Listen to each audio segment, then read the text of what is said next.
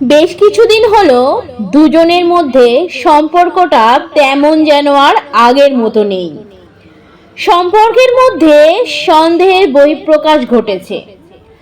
জানি না সন্দেহটা কি ঠিক নাকি ভুল, তবে সম্পর্কে যদি কখনো সন্দেহ আসে তাহলে সেই সম্পর্ক টিকিয়ে রাখাটাও দুজনের মধ্যে অসম্ভব হয়ে পড়ে। এখনকার যুগে বোঝাপড়াটা অত্যন্ত জরুরি। এমন অনেক সম্পর্ক আজ বিচ্ছিন্ন হয়ে যাচ্ছে শুধুমাত্র সন্দেহের কারণে।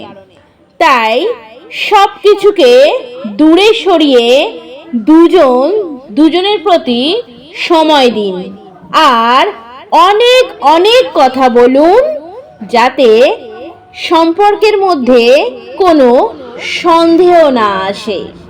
তবেই সম্পর্ক ঠিক থাকবে।